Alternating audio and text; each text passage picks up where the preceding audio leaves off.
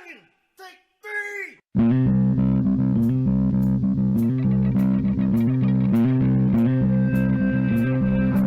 Welcome to the Great Sound Podcast. I'm Jonas. And I'm TNT Don. I'm like the explosive one. Let's crack into another one. TNT. Yo.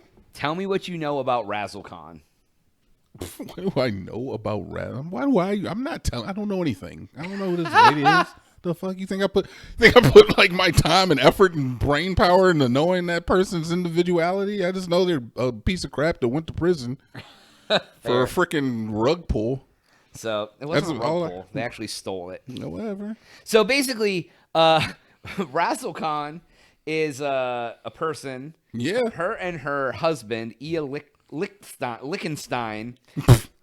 Lichtenstein. I'm not gonna make any comments about the name. We're just gonna let it slide. Yeah. Let him so be a I watched a Lichtenstein. documentary on Netflix about this, and then come to find out they've just been sentenced and like there's some stuff going on. So essentially, what happened with this? Her real name is Melissa or Heather or something. So they were these two people, and there was a crypto exchange hacked. I don't know, 8 years ago, and the people stole 120,000 Bitcoin. That's a lot of At Bitcoin. the time, it was only worth $72 million, which is still like a lot of money, right? I mean, yeah. And what they ended up doing was like somehow they got access through like some hacking backdoor, and like as people were like putting in their username and passwords, they were getting their username and passwords, and then they were going in and just clearing out their account of Bitcoin. Oh, that's illegal. Yeah, exactly. So, but what ended up happening was obviously the price of Bitcoin has skyrocketed. The value of these coins were $4.5 billion. So it like became a big deal. And what was going on is these people were just like normal people, and they, the problem that they had is they couldn't get the money out because like in order to like cash out crypto, you have to put it somewhere where like you're identified.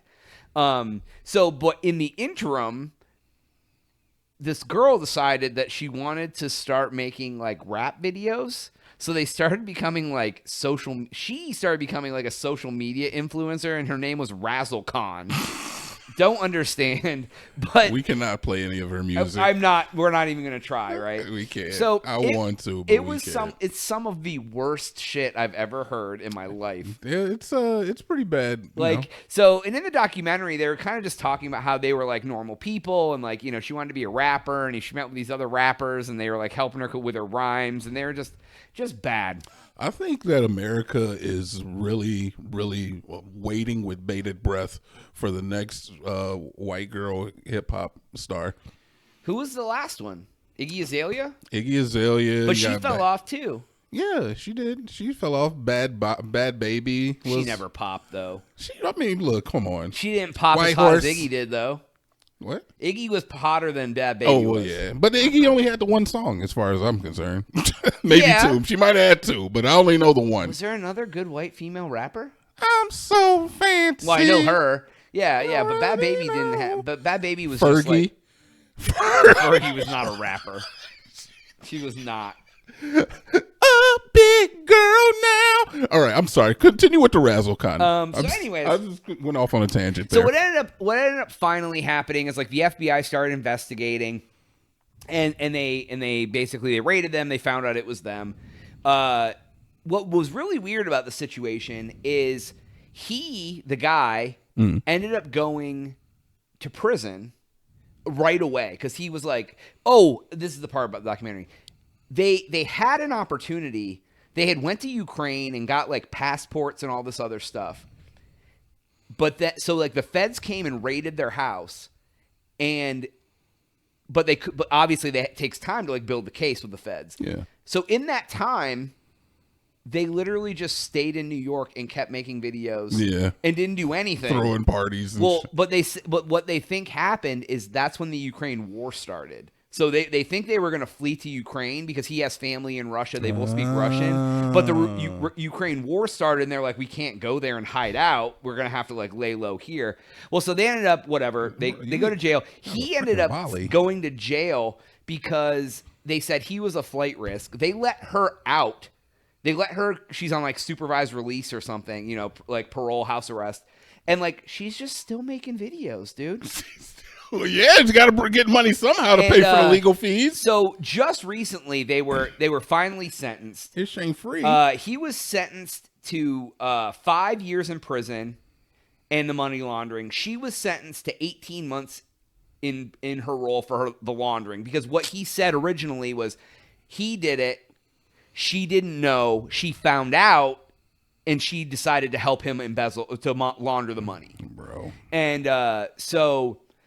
You know, man, honor amongst thieves, I guess. Well, right. But what ended up kind of being weird at the end of the documentary that they are claiming is false is that his dad was a hacker back in the day and got in trouble for hacking banks. And the feds made a deal with him, and he never got in trouble. He has no record. So what happened was they started investigating his dad, and then all of a sudden the case became, quote unquote, a matter of national security. And they were even interviewing the Fed, like that did the case. And they were like, oh yeah, can we talk about whatever his dad's name is? And he's like, oh, I can't talk about that. Like, because they were like, oh yeah, what's up with this matter of national security? He's like, oh, I can't do that. So recently, he's been in prison for years. They just got sentenced. He released a statement via social media. She recorded it and released it, where he came out and said, it was just me. It wasn't her at all. You should take her sentence away. It's laughable that my father is involved in this. The poor man can't even use an iPhone. Da da da da da da da da da.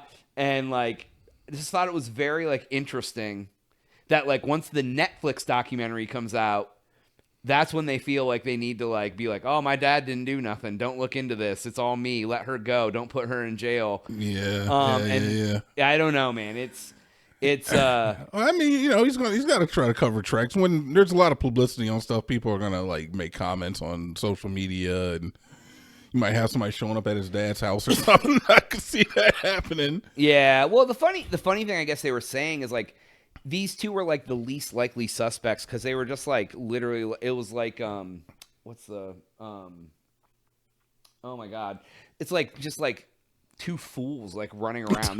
Like I can't think of the word that I'm thinking of. Two simple-minded. They're just like bumbling, like doing rap videos on the internet and like whatever. Yeah. But the FBI investigator was talking about this through it, and he's like, this was one of the most sophisticated things. They were covering their tracks. This kid is like a 19-year-old kid. Like, how did he have the knowledge to do this? But if his father was a prolific hacker, it makes sense how he could have, like, you know. So they're saying Daddy had something to do with it, and Daddy and helped out. And then they're like Russian, Ukrainian. It's tied to, like, you know what I mean? Like, so it's like a bigger thing than what it is. But it's really funny because, like, this is quote unquote the biggest heist in history, obviously because the Bitcoin value blew up. But it's so funny that like people used to like literally take gangs of people into a bank and rob a bank and carry out cash. Yeah. And now this dude was sitting on a laptop in a bedroom and stole $4.5 billion. Yeah. Just like digitally was like, these are my Bitcoin now. Yeah. It's insane. You don't even feel like you're doing a crime. It wouldn't feel like it. Yeah, like if you go into a bank with a gun, you know you're committing a damn crime. Our forefathers did it right. Yeah, and if you hack into a bank and you steal and you move some code around, you're like, I didn't do anything. Yeah, now any nerd with a computer can be a bank robber. You're not wrong. Freaking nerds. Freaking nerds. Freaking nerds. Go steal some Bitcoin, nerd. But yeah, that is kind of crazy, and it might be like you said, they 72 million at the time. Yeah, because in 2016, Bitcoin, that 120,000 Bitcoin was only worth 72 million. Yeah, what drives me crazy is that you would do that and not immediately be like, I need to go somewhere where I'm like mad unextraditable. Well, and that was the thing. It was like Ukraine is extraditable, but like, yeah, especially now. They're like, why didn't they go to like Dubai or like somewhere like that where they can go? Exactly. And they just hung out in New York.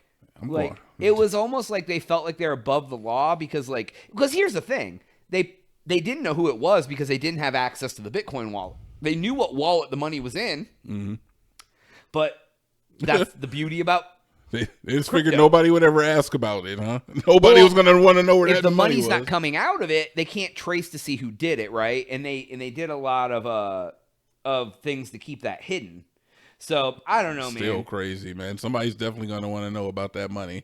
Well, yeah. Well, what happened is when they got arrested, he helped recover $3 billion because they found the keys to the wallet, so they were able to move like $3 billion of it. There was still a missing billion, That's crazy. and he like said, I'm going to work on helping. And he's like, when I get out of prison, I want to work in cybersecurity because I know how to, which all these guys do. All these guys who get in trouble for hacking, they go work for the government. Yeah. You know what I mean? Which, I mean, it makes sense. If you're the ones that are on the front end of like doing hacking and you get caught, you're like, I'm going to come in and protect.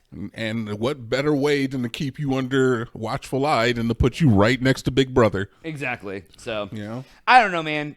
Don't steal crypto. Or if you do, just go somewhere like you can't be extradited Do it from Dubai. Exactly. Or whatever. I don't know. Bali, yeah. So that's all time for this episode. Please make sure to like and subscribe for Jonas. TNT. We out.